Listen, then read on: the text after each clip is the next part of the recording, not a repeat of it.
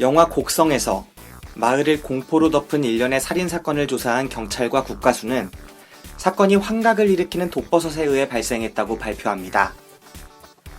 하지만 사건을 가까이서 바라본 종구와 주변인들은 이를 믿지 않죠. 되풀이되는 살인사건이 마을로 흘러들어온 외지인과 관계가 있다고 믿는 겁니다. 며칠 전 강남역 인근 술집 공용화장실에서 일어난 묻지마 살인사건을 조사한 경찰은 이를 조현병에 의한 살인이라고 발표했습니다. 하지만 인터넷을 중심으로 결집한 시민들은 사건을 단순한 정신병의 문제가 아닌 여성 혐오 범죄로 규정하고 시위적 성격의 추모 행사를 진행하고 있습니다. 정부와 수사당국이 사실로 발표한 것과 대중들이 진실로 받아들이는 것은 때로 이처럼 다릅니다. 이 같은 차이 앞에서 우리는 어떤 결론을 낼 수 있을까요? 그 결론은 우리의 상황을 더 낫게 할 수 있을까요? 여러분은 어떻게 생각하시나요? 그럼 무비신의 영화방 방송을 지금 바로 시작합니다.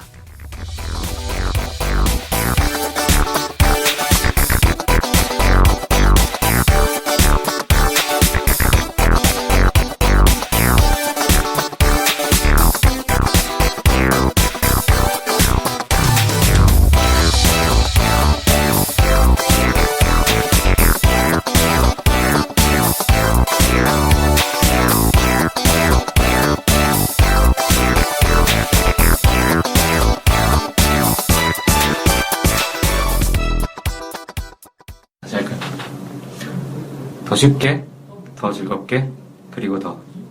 안녕하세요. 하루하루는 열심히, 하지만 인생은 가는 대로 사는 남자, 재기사입니다. 안녕하세요. 양재동에 살지 않는 양재동입니다. 양재동님, 환영합니다. 네. 저희 이제 무비신의 영화방에 제가 거의 1년 가까이 이제 여기 호스트가 돼가지고 운영을 하고 있었는데, 네 번째 여성 게스트예요, 지금. 남성 게스트까지 몇 명이죠? 남성 게스트까지 하면은, 남성 게스트 한 10명? 그리고 여성 게스트 4명? 네 번째. 귀중한 기회는 아니었네요. 아니요. 엄청 귀중해요. 아무튼 축하드립니다. 감사합니다. 네. 저희 이 팟캐방 어떻게 참여하시게 됐죠? 양재동님? 이거 다 말해도 돼요? 네. 네. 비밀 아니에요? 어떤 거? 그러니까 어디서부터 밝히냐에 따라 다르지. 적당히 선을 지켜주면서. 네. 저희가 지적 함양을 위한 모임이 하나 있는데요.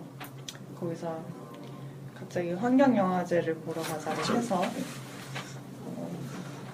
이런 번개가 그러하듯이 4명에서 2명만 모였고, 그래서 둘이 영화를 봤고, 근데 영화가 괜찮아서 팟캐스트 제안을 받게 되었습니다. 네, 맞습니다. 우연치 않게 영화를 봤어요, 진짜.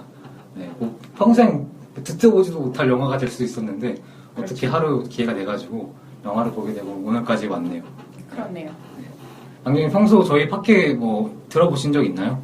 혹은 뭐 죄송합니다. 네, 괜찮아요. 대부분이 그래요, 사실. 그런데 오늘 또 좋은 얘기 해주시고 앞으로 저희 팟캐 자주 나와주시길 바라겠습니다. 노력하겠습니다. 네. 좀 짤막하게 자기소개 부탁드려요. 이분 여기 또 이제 처음 오셨으니까. 저는 20대 후반의 여자고요.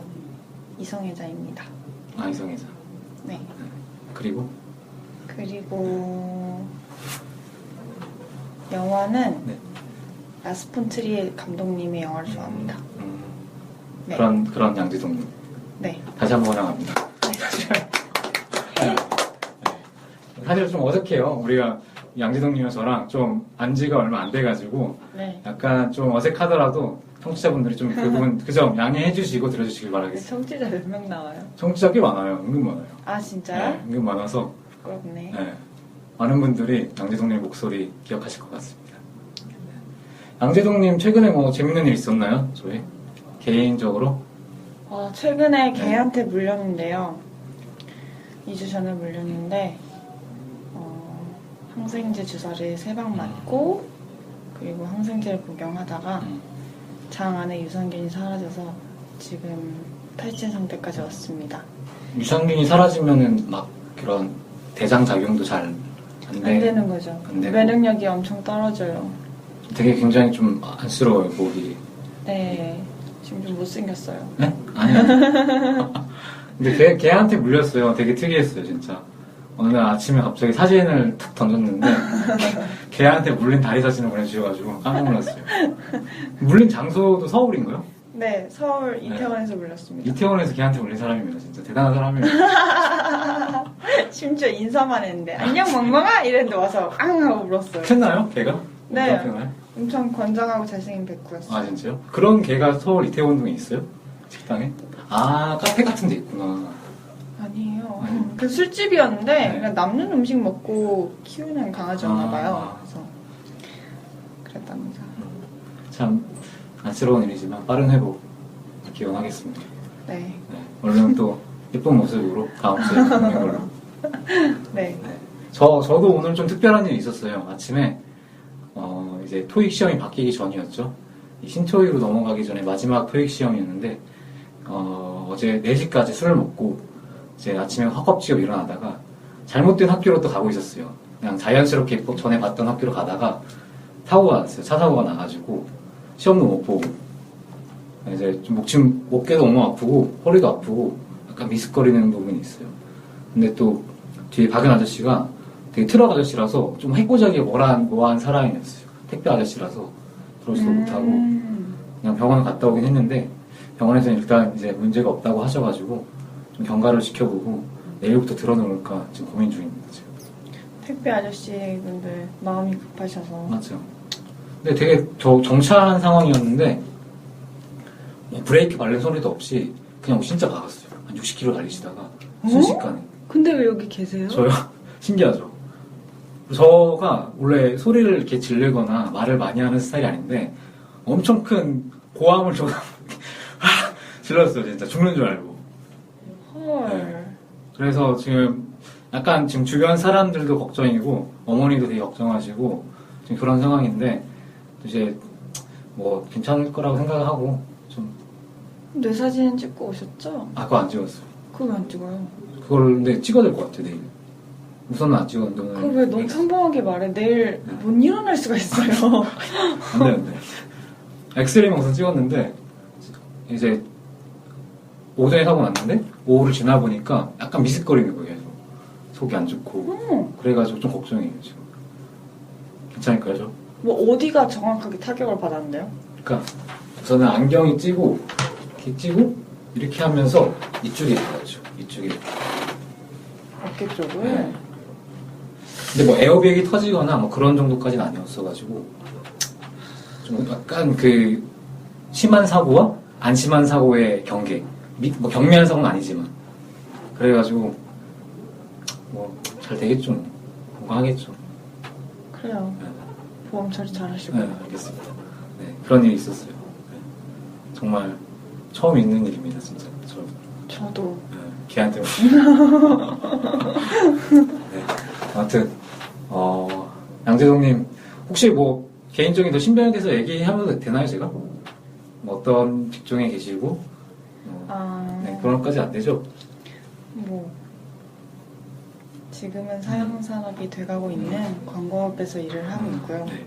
그 말고 또, 뭐 알고 있는 것도 없잖아요, 근데. 광고 회사에서 다니시고, 오늘은 바나나 티를 입고 오셨어요. 근데 이거 아, 완전 그래요? 유명해요, 아, 이거 진짜요? 우리 회사에서. 아, 그래요? 아. 그래서 네. 이거 입고 가면 와 바나나 티 입었다 하고 다들 막 너무 좋아하는 거예요, 아, 애들처럼. 진짜요? 우리 회사가 좀 그런 회사예요. 되게 튀어요, 진짜. 딱 광고하는 사람 같아요. 감사합니다. 신상 네. 털렸네요. 아, 아닙니다. 아무튼, 네. 오늘, 양재동님과 함께, 어쨌든, 저희 오늘 할 영화는 패트리시오 보즈만이라고 칠레 감독이에요. 되게 30대부터 영화를 찍어 오셔가지고, 이번 영화는 자기 단출한 영화인데, 70대? 이제는 70대가 돼가지고 찍은 어떤 다큐멘터리 영화입니다.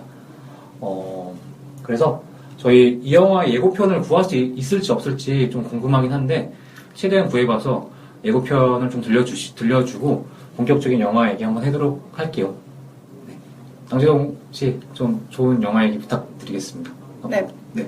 예고편 듣고 예고편 듣기 전에 저희를 후원해주시는 연극 형제의 방 세우 아트센터에서 절찬리에 이제 연극 중이니까 꼭 가셔서 연극 보시기 바라겠습니다.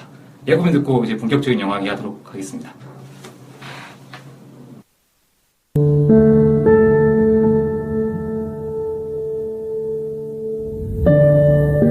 Mirando las estrellas, me atrajo la importancia del agua.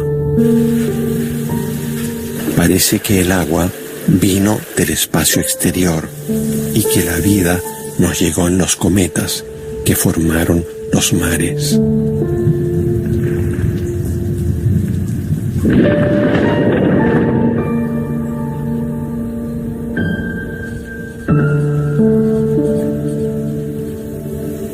Gabriela, quiero que me digas en Cahuéscar, playa, Kulaf, agua, Uxula, tormenta. Subkagarox, Malte. Esa parte de la historia es asociada al agua, al hielo, a los volcanes, pero también está asociada a la muerte, a la matanza, al abuso, al genocidio. Es tan brutal lo que ha sucedido en Chile, en estos países. El condenar, encontrar al culpable no es el fin del camino, es solamente el comienzo. Y eso es una parte, y si el agua tiene memoria, tendrá memoria de eso también. Yo me hago una pregunta. ¿Habrá pasado lo mismo en otros planetas? ¿La actitud de los más fuertes habrá sido igual en todas partes?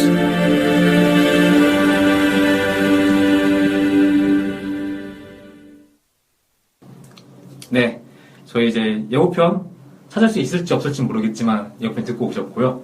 저희 이 영화 좀 생소하실 것 같아요, 모든 분들에게. 그래가지고 짧게 요약을 한번 해볼게요. 이 자기계단추라는 영화는 처음 시작은 이제 그 원주민의 이야기로부터 시작을 합니다. 그리고 자연의 이야기로부터 시작을 해가지고 그 식민지 시대의 칠레에 이제 스페인 정복자들에 의해서 스페인 정복자들에 의해서 거기 있던 원주민들이 이제 몰살을 당하고 그 과정에서 원주민이 사라져가는 과정과 함께 1973년도에 그 아얀데 정부가 피노체트 정권에 의해서 또 쿠데타로 인해서 무너지지 않습니까? 그렇죠. 네, 그때 그 희생자들과 그 스페인 정복자들의 희생된 그 원주민들과 동치를 시키면서 이 칠레에 있는 어떤 기억과 죽음 그리고 바다와 뭐 이런 복합적인 얘기에 대해서 이 자개단추란 키워드를 통해서 얘기하는 그런 다큐멘터리 영화예요. 네. 그렇죠. 네. 되게 이게 좀 거시적인 영화예요, 사실. 되게 거시적이고 약간은 추상적인 면도 있고 형이상학적인 면도 있는 그런 영화입니다. 그래서 저희가 초반에 이제 원주민 얘기가 나오면서 원주민이 어떻게 세상을 바라보고 뭐 자신의 영혼이 잠시 머물다가 다시 물로 흡수되는 과정 같은 걸 이제 철학적으로 설명을 하는데 맞아요. 그때 우리가 둘 다 졸아서 기억이 안 나요. 맞아요. 사실 잤어요. 굉장히 아름다운 영상미와 함께 네. 굉장히 좋은 얘기였는데 네. 왜 졸았을까요? 그때 저희가 또 중간에 들어가가지고 사실 그쵸. 네. 한 1분 늦었는데 안 들여보내주더라고요, 한국영화제가.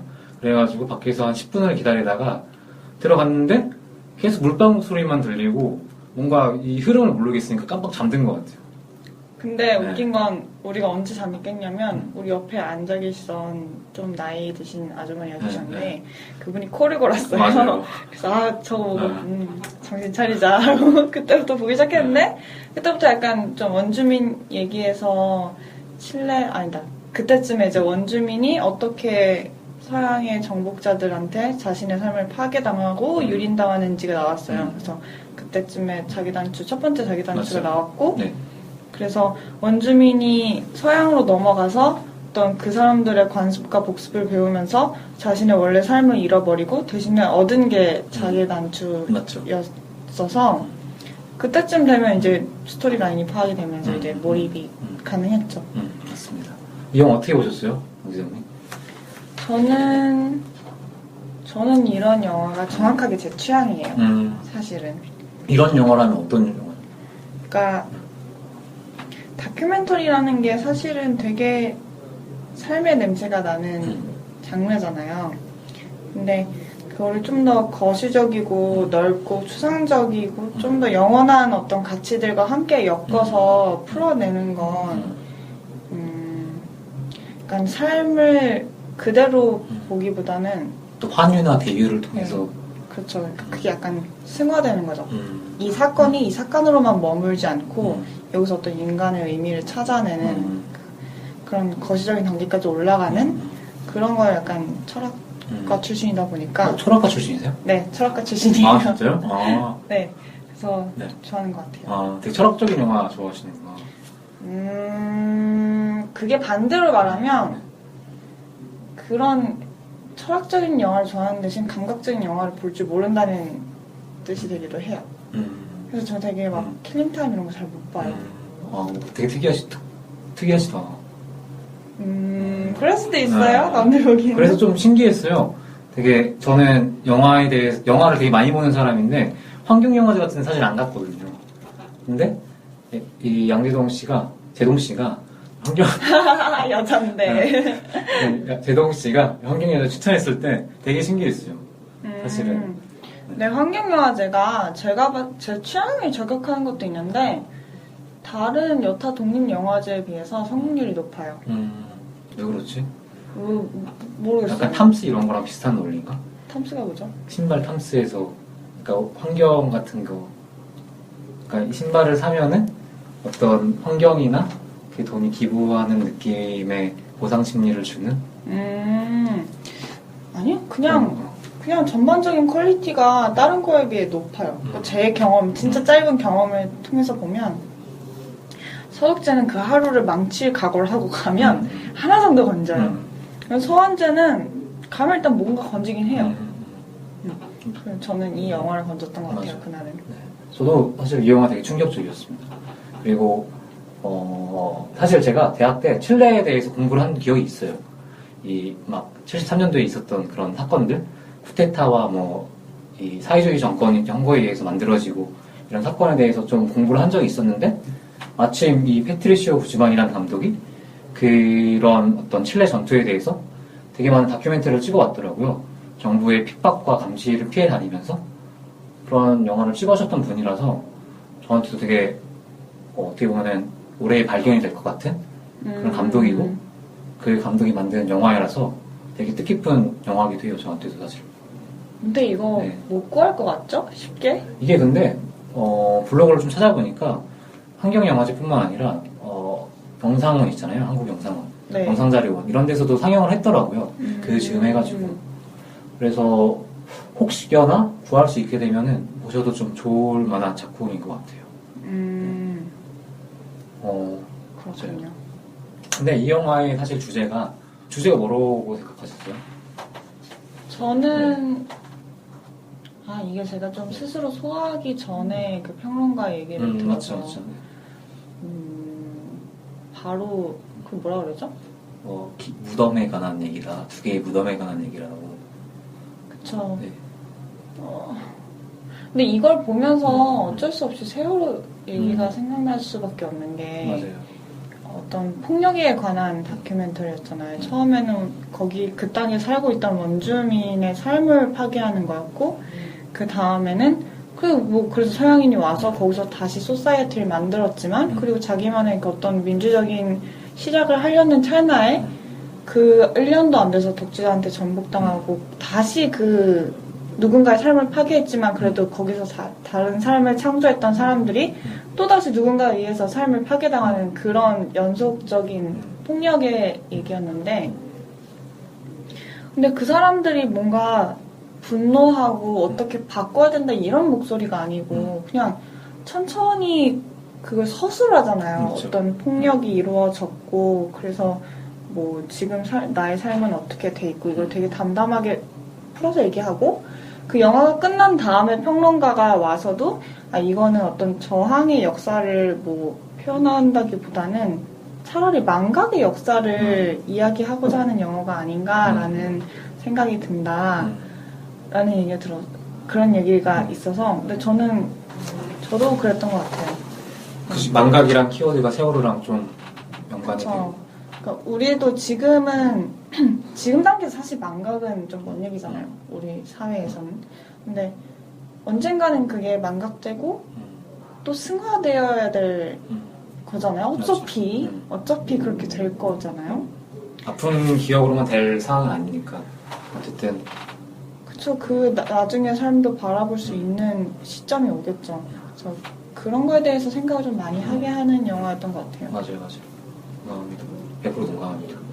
또 어떻게 하다 보니까 여기서 어떤 아픔의 기억을 어떤 피해자들이 그 기억하는 거를 저지하기 위해서 그 가해자들이 하는 방식이 바다의 그 기억을 없애버리는 거잖아요. 근데 저희 세월호 사건도 그러니까 바다가 그런 역할을 하니까 그렇죠. 그런 데서 오는 어떤 공통점도 있고 어쩔 수 없이 세월호 사건이 좀 떠오르는 그런 영화인 것 같아요. 그쵸. 거기서 이제 두 번째 자기 단추가 발견이 되는데 피해자들, 그러니까 그 독재 정권이 쥐도새도 모르게 죽였던 그 피해자들을 뭐 왜 그렇게 했는지 모르지만 그 비싼 철근을 묶어서 바다에 던져버리는데 그 철근에 자기 단추가 남아있었던 거죠. 네. 거기서 두 번째 자기 단추가 나오고 뭐 갑자기 레일에 자기 단추가 붙어 있을 리가 없으니까 그건 피해자가 거기에 묶여서 수장되었다는 증거가 되는 거죠. 네. 그걸 처음에 철근을 꺼내서 그 자기 단추를 봤을 때 그 심정은 진짜 우리가 곧 마주해야 될 심정이죠. 사실은 지금 세월호 인양이 들어갔으니까. 예, 진짜 비슷한 지점이 많네요. 그쵸. 네, 진짜 비슷한 지점이 많네요. 근데 되게 칠레가 좋은 점이 계속 그러니까 이 영화는, 이 다큐는 약간 기억을 저버리려고 한다는 게 사회가 아픔의 기억을 이제 아프니까 기억을 안 하려고 한다는 게 문제인데 사실은 뭐 하위 유형도 만들고 다양한 시도들을 하더라고요. 그 철근에 묶여가지고 이렇게 피살을 당한 납치가 된 어떤 아영대 정부의 그런 인사들도 지금은 다시 그거를 다 찾는 작업을 하고 있더라고요. 2004년부터 해가지고 그런 게 되게 저는 부러웠어요. 사실 저희 사회에서 지금 못하는 거잖아요. 저희 막 어떤 독재 정권에서 사실 피살당한 뭐 학살당한 동네도 많고 그런 어떤 국민들이 많은데 그거에 대해서 어떤 공론화도 전혀 안 돼 있고 그렇죠. 네, 그들의 유골도 심지어 그냥 찾지도 않고 방치하고 있고 수습 안 되고 네, 있죠. 네, 그런 걸 보면은 사실 여기서 칠레만의 이야기는 아닌 것 같아요. 저희의 이야기도 하고 그쵸. 네, 그런 것 같습니다. 무거워지네요 갑자기 분위기가. 근데 이게 좀 네. 무거울 수밖에 없는 얘기예요. 근데 이게 약간 수미상관처럼 처음에 원주민이 뭐 물로 돌아간다 그 얘기를 하고 맨 마지막에도 다시 그 뭔가 어떤 인간의 찰나의 역사가 우주로 환원되는 얘기로 마무리가 되잖아요. 근데 그 부분이 잘 이해는 되지 않았어요. 그쵸. 무슨 얘기예요? 정확하게 무슨 얘기인지는 잘 모르겠어요. 사실 그런 어떤 물과 우주와의 연관성은 사실은 뭐지? 이 사람 좀 약간 생각이 들긴 했어요. 갑자기 막 우주 이미지가 튀어나오고 이런 것들은 사실은 그거는 근데 여기서 이제 감독 패트리시오 고즈만이라고 이름도 아직 못 외운 저 감독님의 약간 주관이 가장 좀 깊게 들어간 부분인 것 같은데 결국은 그런 추상적이고 좀 더 거시적인 걸로 환원을 시키고 싶은 거였겠죠. 그 영혼들을 뭔가 우리로 치면 씻김국 같은 걸 하고 싶었던 것 같아요. 양재동 씨 약간 이름 이상한데 양재동 씨. 양재동. 재동 씨 약간 이 영화부터 귀향도 생각나신다고 했잖아요. 귀향이요? 네. 그거는 그쵸. 네. 근데 귀향이 어느 부분에서 비슷했냐면 귀향을 보신 분들은 알겠지만 각오한 거보다 수위가 되게 약해요. 알죠? 전 안 봤어요. 아 진짜요? 귀향이 위안부라는 용어가 정확하게 지금 써도 되는 용어죠. 그쵸. 네. 뭐가- 언론에서 쓰고 있으니까 위험. 네, 그쵸. 온갖 막 하고 막 위안부라는 용어에 대한 태클도 있었죠. 어쨌거나 이건 약간 좀 따옴표 붙여진 그런 용어니까. 그리고 이제 위안해 주는 부라는 얘기잖아요. 그게 지금 너무 웃기잖아요. 하여간 진짜 웃긴 애들이야. 하여간에 그런데 그게 실제 역사는 그거보다 훨씬 잔인했을 거고 거기서 벌어지는 인권에 대한 것도 훨씬 심각했을 텐데 그거보다 훨씬 좀 덜 묘사가 돼 있어요. 폭력의 수위도 그렇고 어떤 그 안에서 벌어지는 비인간적인 일들도 비인간성도 좀 덜 표현됐어요. 어쨌거나 주인공은 같이 살아가자고 막 끝까지 우정을 지키고 누가 누구를 위해서 희생하고 이런 부분이 있고 뭐 일본군 중에서도 이렇게 가끔 가다가 걔한테 정을 주니까 위안부 사람들한테 정을 주는 사람들이 있었잖아요. 실제로도. 근데 보면서 왠지 막 저렇게 막 도망치는 걸 도와주다가 나중에 자기가 궁지에 몰리면 제가 배신할 것 같아 막 이러면서 되게 걱정하면서 봤는데 걔를 도와주는 것 때문에 결국에는 그 일본군 병사도 죽고 그러니까 좀 적당한 수준에서 사람들을 너무 괴롭지 않게 그렇게 그냥 묘사를 해놨어요. 근데 위안부에 관한 영화는 고발 영화는 엄청 많았고 그거에 대해서 우리의 피로도가 되게 높은 상태였기 때문에 그걸 막 엄청 가혹하게 보여준다고 해서 사람들이 움직이고 막 이럴 것 같지 않은 게 2016년이잖아요. 이미 우린 너무 잔인한 거 많이 알고 있어.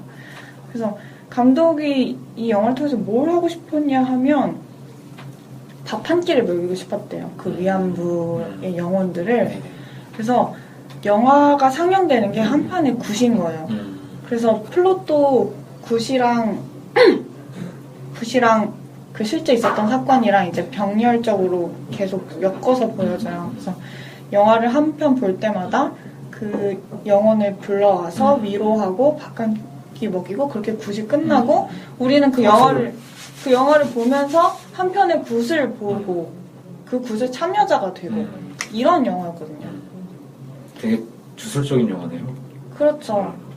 그래서 되게 색다른 방식의 기억의 방식이었죠. 그래서 막 기억해야 돼, 막 잊지마 이게 아니고 어떤 되게 담담하게 서술하면서 그 안에서 이제 진짜 하고 싶은 걸 되게 크리에이티브하게 어쨌거나 챙겨온 그래서 기억이 났던 것 같아요. 그 귀향도 어떤 영화라는 매체가 가진 특성을 이용해가지고 희생된 위안부를 기억하려고 했던 시도의 영화고 이 다큐도 약간 칠레에 있었던 희생자들을 기억하려고 하는 영화이기 때문에 거기서 공통점을 네, 제가 좀 두껍게 말했죠? 아닙니다. 좋았어요. 근데 그게 이제 가장 큰 틀에서 공통점이었고 둘 다 기억에 관해서 어떤 강요라던가 분노를 표현하지 않는 게 되게 인상적이었어요. 맞아요. 근데 그런 게 오히려 저는 요즘에는 트렌드라기보다는 약간 세련된 연출법인 것 같아요. 뭐 잔혹한 장면 뭐 굳이 안 보여줘도 충분히 우리가 본 것 같이 만드는 게 더 중요한 거고 그런 게 연출자의 목이니까. 되게 현명한 선택이었죠. 맞죠. 그 귀향이 개봉하기까지 되게 오래 걸렸잖아요. 맞죠. 크라우드 펀딩 받고 막. 네, 그래서 그거 영화 끝나면 클라우드 펀딩한 사람 몇만 명 이름이 다 나와요. 크레딧에 완전 엄청. 네, 근데 그래서 막 보통 그런 거 끝나면 집에 가잖아요. 네. 사람들이 정말 끝까지 앉아서 그 크레딧을 봤어요. 약간 네. 차마 일어설 수가 없는 네. 거지. 그 크레딧을 봐야 하는 예의를 갖추려는 사람들이 많았어요. 근데 좀 좋은 시도들이 많네요 요즘에 영화를 통해서. 어쨌든 이런 시도들이 있다는 게 참 좋은 것 같아요. 네, 근데 그 애가 진짜 나는 그때 네이버 평론가들의 한계를 봤어. 이동진이라는 애들. 네, 그게 네티즌 평점이 9.2였어요. 네. 근데 그때 뭐 전문가들, 평론가들 평점이 6점대였거든요. 그 괴리가 되게 내가 볼 수 있는 그 평론가 스스로를 깎아내리는 그쵸. 그러니까 그 사람들이 어떤 영화를 평가할 때 기준이 있고 그거에 따라서 냉정하게 평가를 했다는 건 알겠어요. 근데 이런 거에 대해서 그런 평점을 줄 수 있는 기준이라면 뭐 그게 맞죠. 의미가 있나? 딜레마죠 걔네들도. 어떤 딜레마네요 진짜. 영화 평론하는 사람의 어떤 직업적 그런 게 있는데 일관성과 책임감이 네. 있긴 하지만 네. 그렇게까지 괴리감이 있는 평점은 좀 네. 맞죠. 그런 생각을 했어요. 네. 뭐, 네, 아무튼. 내연 씨 뭐 인상 깊게 본 장면 있어요? 이 영화? 자기 단추요? 네, 이 영화에서. 물방울 잠들기 직전에. 그걸 잊을 수가 없지. 이한열 열사가 파편 맞고 막 바다에 쓸려온 것처럼 거기서 죽은 맞아. 젊은 여자가 네. 쓸려왔는데 마르타 우가르테. 네. 네. 그분이 쓸려왔는데 뭐 바다에서 한동안 되게 흘러다녔었던 분인데도 네. 눈이 손상되지 않고 멀쩡해서 맞아요. 눈이 이렇게 부라리고 있잖아요. 나는 그 사진을 보여줄 줄 몰랐어요. 맞아. 그래서 이렇게 보고 있다 깜짝 놀랐는데 저거 보여주는구나. 근데 그게 한동안 잊혀지지가 않더라고요. 맞아. 근데 그분이 이 패트리시오 구즈만 이 영화의 감독이 친구분인 건가요? 그 영화에서 계속 자기 어렸을 때 친구 한 명이 빠져서 죽었다 바위에서 그 얘기를 하잖아요. 근데 그 사람이 그 사람인지 않을까? 안 생각했는데 아닌가? 저는 그건 약간 은유? 비유? 이런 거로 생각했는데 한유! 참 제가 언어 영역 참 잘했었는데 왜 이렇게 됐는지. 진짜 그 장면 진짜 섬뜩했어요. 그쵸. 네, 죽은 사람인데 부패도 안 돼 있고 눈은 떠 있고 나레이션으로 과연 이 사람은 죽기 전에 어떻게 어떤 걸 했길래 이렇게 죽어 있냐. 되게 뭔가 그랬죠. 네. 저는 개인적으로 그 장면 되게 좋았어요. 여기서 옛날에 있던 그 지역 이름이 뭐죠? 원주민들이 살던 지역? 파나고니아? 파나고니아 지역에, 그러니까 칠레의 옛 지명이 파나고니아인데 거기에 원주민이 5종족이 살고 있었대요. 파타고니아 아니에요? 파타고니아 맞아요. 그 브랜드 이름. 브랜드 이름. 파타고니아에 5개의 종족이 살고 있었는데 거기에 이제 한 종족에 마지막 남은 사람이 가브리엘라라는 원주민이 있어요. 아직까지도 생존해 있는. 근데 그 사람이 인터뷰를 하는데 감독이 물어봐요. 뭐 카누가 그 종족의 말로 뭐냐? 근데 뭐라고 얘기를 해요. 뭐 바다는 뭐냐? 또 얘기를 해요. 뭐 다 얘기를 하는데 예수님이 이제 그 종족의 말로 뭐냐? 원시어로 뭐냐? 근데 지칭하는 말이 없었던 거예요.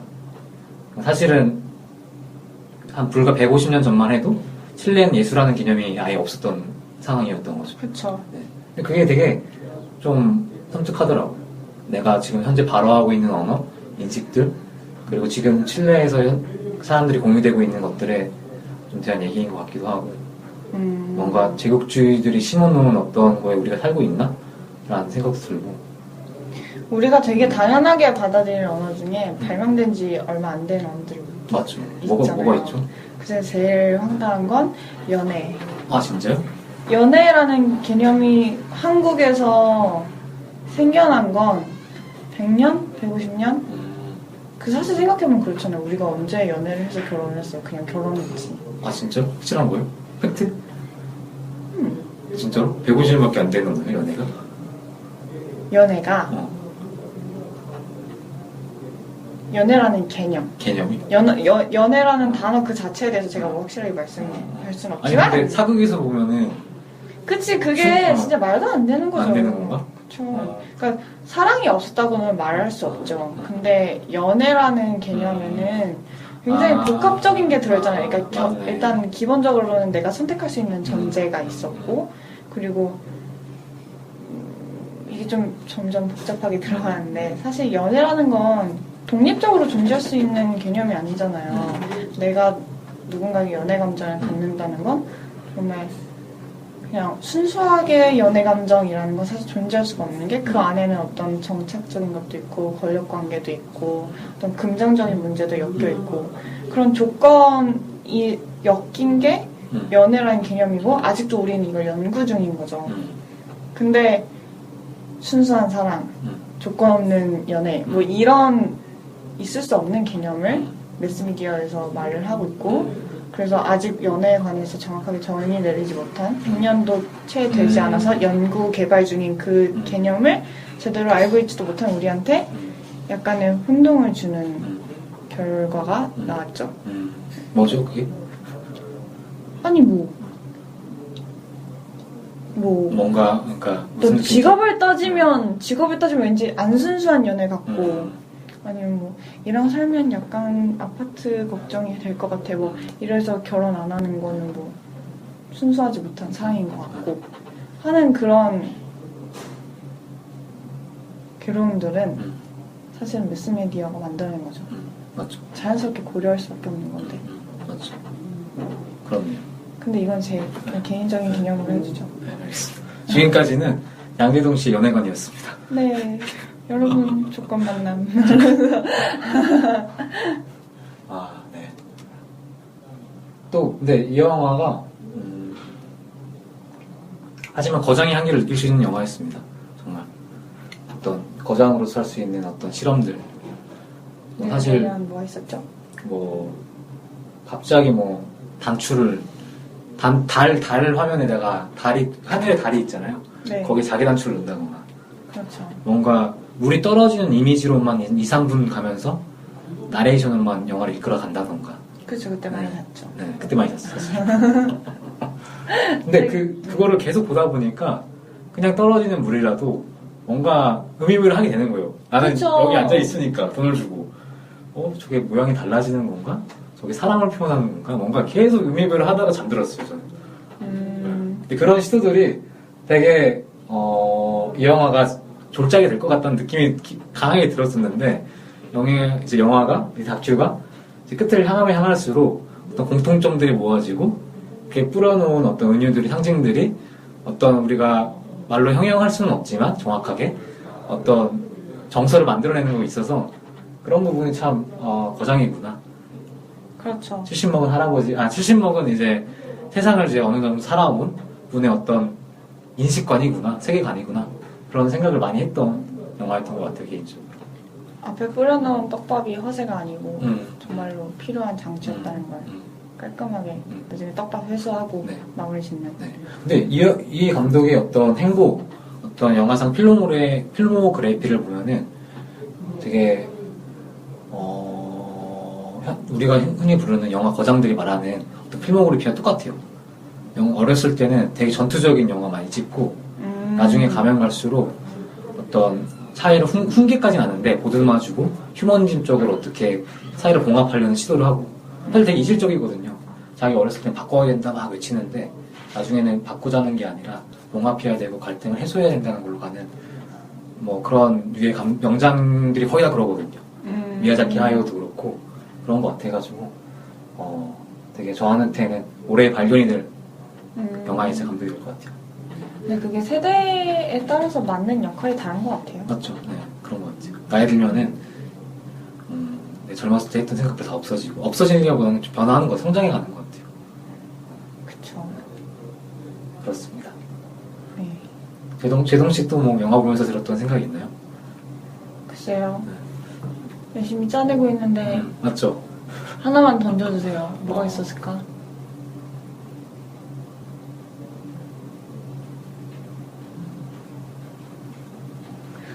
대체로 서양의 영향을 받아서 어떤 기존의 삶이 파괴되고 그 폐허 속에서 역사를 다시 시작한 나라들은 비슷한 모양새를 하는 것 같아요.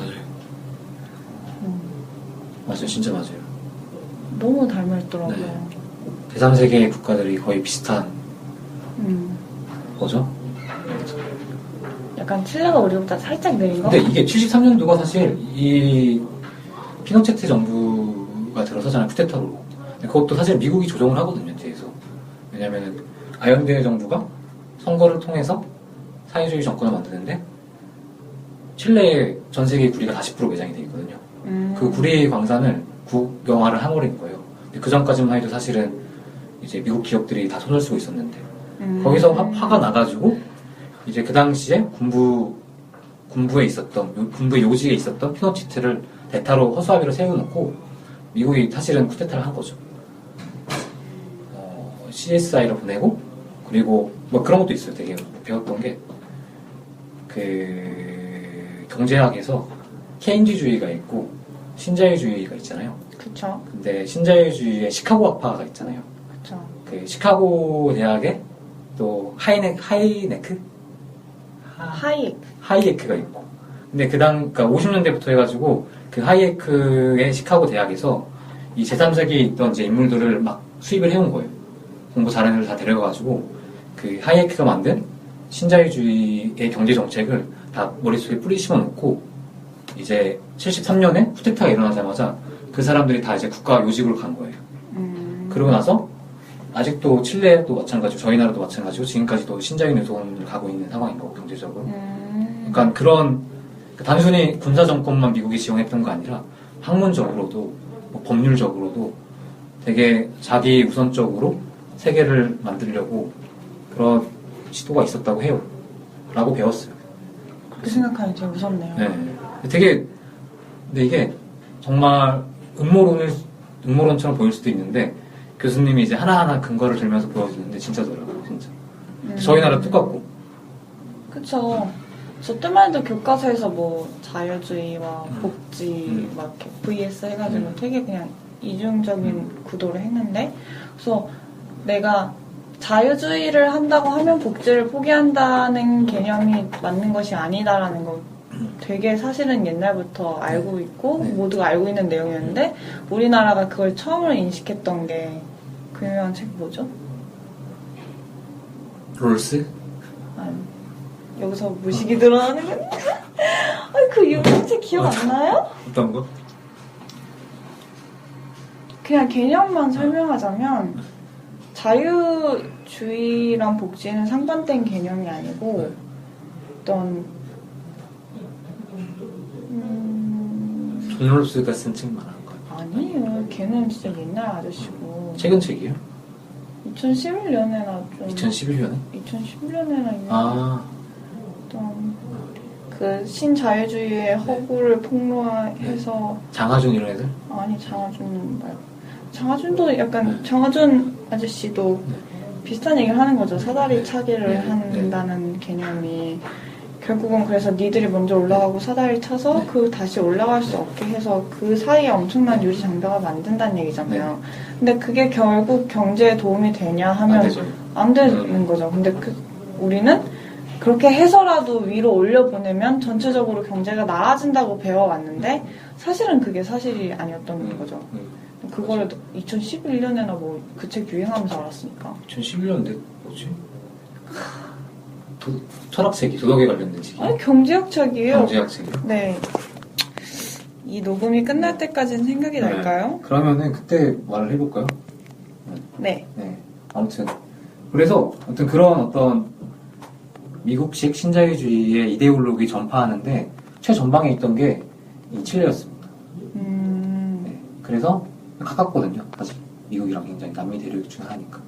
그러니까 어떻게 보면 시험쥐처럼 이렇게 사용이 돼가지고 아직도 칠레에 가면은 약간 그런 말도 들었어요. 물도 국유화돼 있고, 국유화가 안 돼 있고, 그러니까 약간 되게 우리가 흔히 당연하게 생각하는 공공재 기반들이 사유화된 게 되게 많대요. 물이 사유화돼요? 물은 아닌 것 같아요. 물은 아니었는데 엄청나게 많은 게 되게 사유화된 상황이래요. 그 영향이 그 73년도였고. 아무튼 되게 거시적인 영화입니다. 여러 가지 영화를 얘기를 다 해도 짱을 칠 수 있는 그런. 그렇죠. 네. 그런 영화. 그래서 이것저것 붙여봤죠. 저희 이제 슬슬 마무리를 할까요? 그럴까요? 네. 이제 저희가 또 무비시네 영화망에 고정 코너가 있어요. 이 영화를 추천을 하는지, 비추천을 하는지, 보든지 말든지 해서 고마를 주든지. 그래서 그거에 대한 이제 짤막한 이유 설명을 해볼까요? 당연히 뭐 앞에서 계속 좋다는 얘기 늘어나는데 추천이죠. 추천이고요. 이유는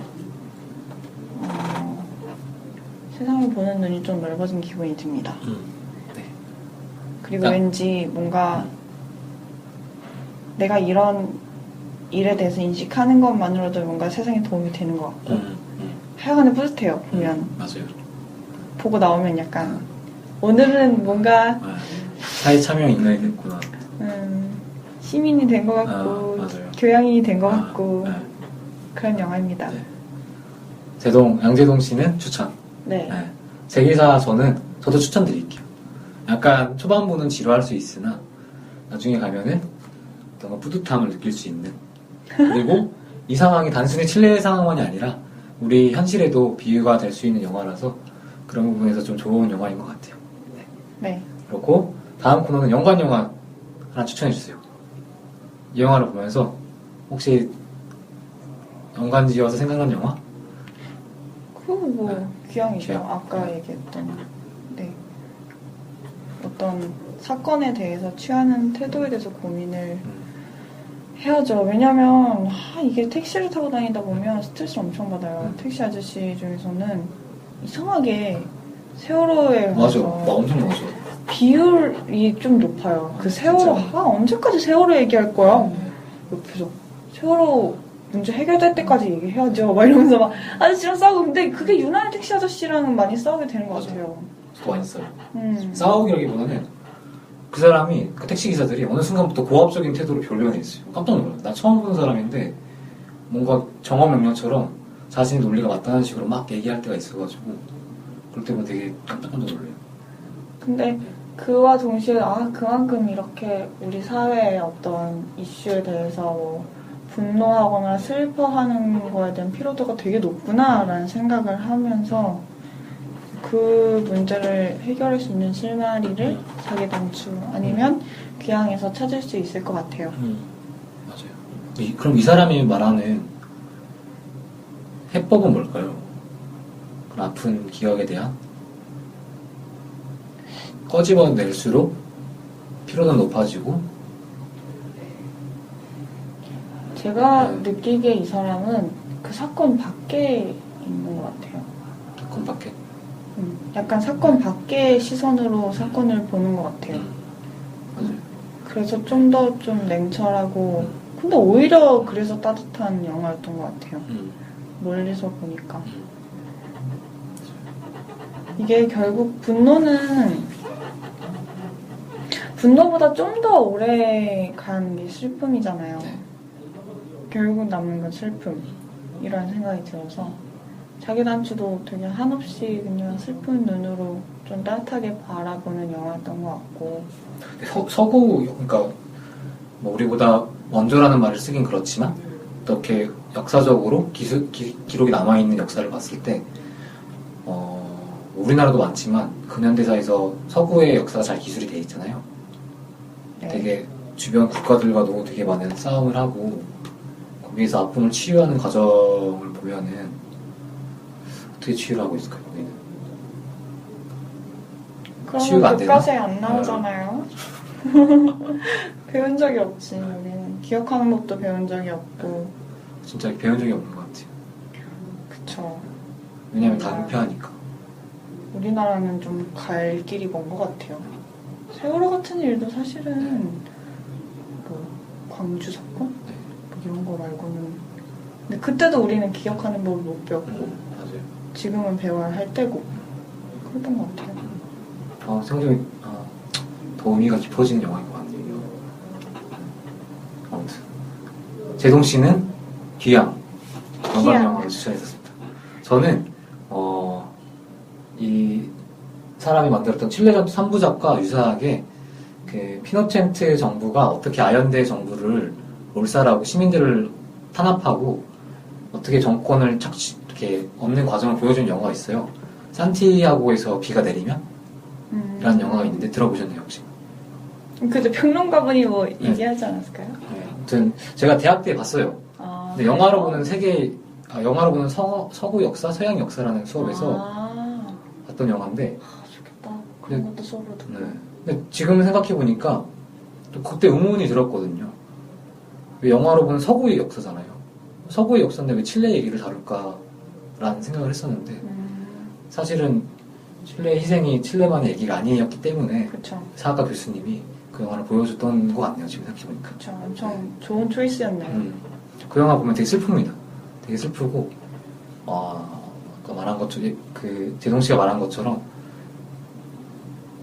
제3세계 국가들이 간 노선들이 되게 비슷하구나. 우리나 칠레랑 다를 거 없구나라는 생각이 좀 들기도 해요.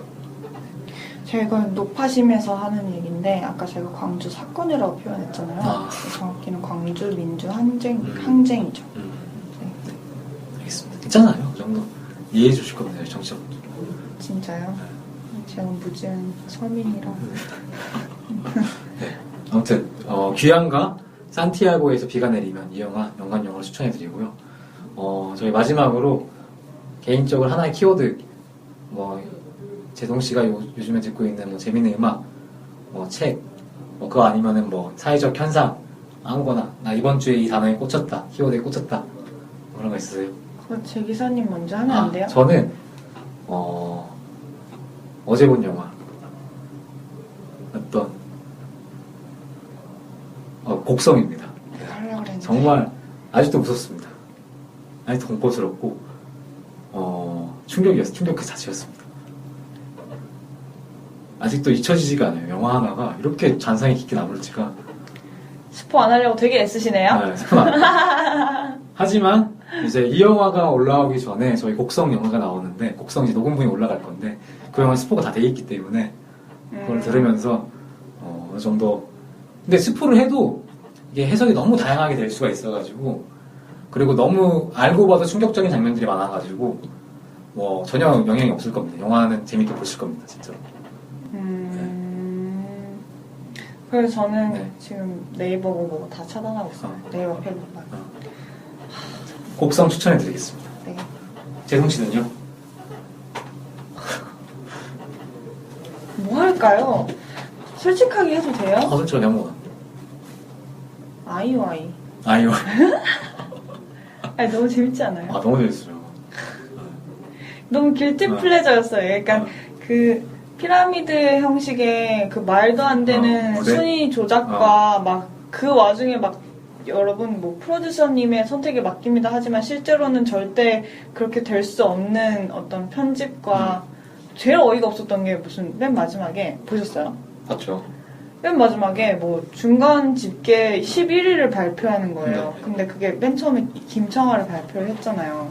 전 김청아를 진짜 응원하고 걔가 반드시 춤 잘 추는 애? 네, 됐으면 좋겠다고 생각했는데 중간에 11위를 발표하면 당연히 걔를 찍지. 아니 우리 청아가 이러면서 맞지. 막 몰표를 다 몰아주지. 그러면은 막 나는 일주일 전부터 주결경 잘 눌러놓고 그랬는데 뭐 안쓰러워서 김청아를 누르게 되는. 나중에 표 들고 있는 사람은 김청아를 우르르 몰려가는 그런 사태가 되면서 내 표는 뭐가 되지? 라는 1차적인 약간의 모멸감이 들었고 심지어 맨 마지막에 방송 보고 투표하는 건 6개로 친대요. 내가 일주일 동안 진짜요? 일주일 동안 눌렀던 6개를 방송 그날 라이브 때 타면은 6개 네. 있는 거야? 근데 그것도 명시를 안 했어요. 그래서 어딘가 뭐 말은 했겠지. 진짜 흘렸을지도 몰라요. 안 했을지도 몰라. 안 해도 걔는 양심의 가책을 안 느낄 것 같아. 그러니까 그런 식의 뭔가 시스템이 되게 기만적이었지만 그래서 이걸 보는 나에게 약간 한심하다라는 기분이 살짝 들었지만 너무 재밌었고 길티 플레저였고 너무 좋고 재동 씨 약간 극각을 다루시네요.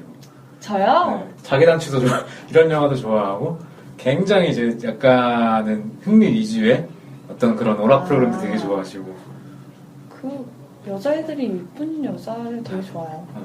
그 중에 누가 제일 예쁜 것 같아요? 그 중에서요? 그 중에서 정채영. 정치야? 정채영이 뭐죠? 저는 그 사람 김청아라. 김청아는 처음에 안 예뻤는데 보면 볼수록 예쁜 것 같고 맞아요. 그러네요. 그 전에는 그 JYP에 있던 전소미! 전소미. 진짜 예쁜 것 같아요. 최혜정이 근데 짱인 것 같아요. 귀여우네. 되게 귀엽죠. 최혜정 양은 진짜 광고 업계잖아요. 주변에 계속 막 아이오아이를 캐스팅하자라는 얘기가 들리잖아요. 그때마다 적극 추천하고 있죠. 유정이. 추천하면 내가 유정이한테 좀 더 보탬이 되나? 라는 생각도 들고 촬영장에 한번 따라갈 수 있지 않을까? 라는 생각도 들고 뭐 그런 사심 가득한 업무를 보고 있습니다. 아이오아이 잘 지켜주세요. 삼촌 팬으로서. 근데 저는 완전 쩔이에요. 우리 회사에서 의사 결정권이 없어요. 그냥 계속 징징대는 거죠. 근데 요즘 방송 많이 나니까 개별 역량이 보이더라. 방송을 하는 거 보니까 걔가 잘하는 것 같아요, 진짜. 그 1등 안에. 전성이요? 전수이 어떻게 했어요? 네. 2등 안에 누구죠? 김세정이요? 김세정이 참 잘하는 것 같아요. 김세정 SNL에 나왔는데 네. 미친 것 같았어. 맞죠. 오빠 발냄새 맡아봐 이러는데 미쳤나봐. 어떡하지? 막 이러고. 근데 생각보다 김소연이 좀 약하고 그냥 제가 보기엔 그러네요. 아이오아이 이제 키워드. 네, 다 사랑한다는 것만 네. 확실히 해두고 네. 아이오아이 잘 컸으면 좋겠습니다, 진짜. 맞아요. 10년, 20년 잘 커서. 잘했으면 좋겠어요. 찢어질까요, 저희 기획들은? 네? 찢어질까요? 1년 지나면? 뭐 찢어질 준비를 하고 있어서 그 정치환 양이 다이아라고 원래 원래 거기서 시작을 했다가 탈퇴하고 이 오디션을 본 건데 거기 다시 합류를 한다고 제주도에 뮤직비디오를 찍으러 갔는데 그걸 기사가 난 거예요. 그래가지고 괜히 정채원만 욕먹는 꼴이 돼서 팬들은 화나고 팬 아닌 사람들도 화나고 이런. 어차피 찢어질 운명이라면은 우리가 오늘 기억하는 법에서 배우시지 않았습니까? 잘 갖다 붙이시네요. 네, 잘 기억하는 걸로. 네. 재미있어요. 2016년 아이오아이. 네. 이렇게 해서 저희 녹음 더 하실 말씀 있으신가요, 혹시? 아니요, 저 지금도 최선을 해서 짜내고 있는데 뭘 더. 저희 사실은 이 영화가 우리가 함부로 말하기가 좀 어려운 영화예요. 맞아요. 네, 너무 거장스러운 영화라서 저희 같은 어떤 영모달들이 하기엔 좀 다루기 힘들었던 영화였던 것 같아요. 그래서 어제는 곡성을 진짜 한 2시간 녹음했거든요. 신나면서 할 얘기 너무 많으니까. 그럼 2시간을 올려요? 근데 저희가 이제 중간에 잘랐죠. 한 1시간 10분 정도 잘라가지고 그 정도만 그래도 그랬는데 오늘 영화는 약간 영화 특성상 약간 짜내는 듯한 그런 방송이었어요. 약간 계속 이제 도약 짜내듯이 계속 한 땀 한 땀 짜내는 방송이었습니다. 청취자분들 자연스럽지 않나요? 자연스럽지 않나요? 네, 나름 자연스러웠어요. 준비한 것처럼 말하지 않았나요? 네. 그래서 나름 사유가 계속 연결되고 아이오아이까지 가는 그런 방송이었다고 생각합니다. 네. 대동씨 다음에도 좀 재밌는 영화 같이 봐서 또 부탁드릴게요. 네, 일본 애니 쪽으로. 그때 또 이누야샤 같은 것도 여기서 해요? 근데 저희가 그런 거 할까요, 그러면?